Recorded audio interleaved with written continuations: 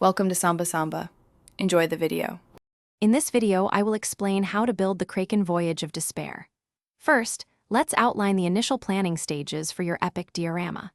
Begin by conceptualizing the overall scene, deciding on the size and complexity. You'll need to select your primary materials, perhaps a sturdy wooden base, some modeling clay for the Kraken, and various plastics for the ship. Don't forget to sketch out your vision. A clear blueprint is crucial for a successful build. This foundational step ensures a smooth construction process. Next, we'll focus on constructing the ill-fated ship itself. Start with a robust hull, perhaps from balsa wood or a pre-made model kit.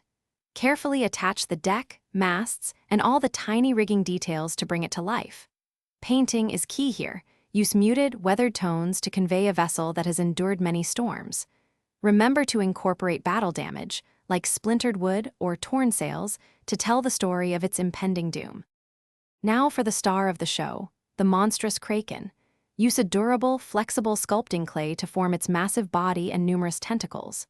Position the tentacles dynamically, as if they are actively crushing and pulling the ship into the depths.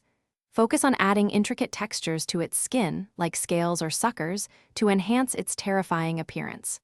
Finally, paint your Kraken with dark, deep-sea blues and greens, adding subtle highlights to make it truly menacing.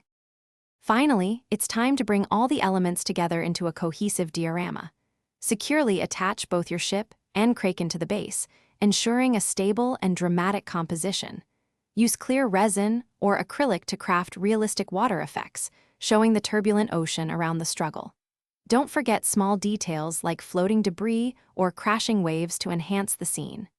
A final protective clear coat will seal your hard work, preserving your incredible Kraken Voyage of Despair for years to come.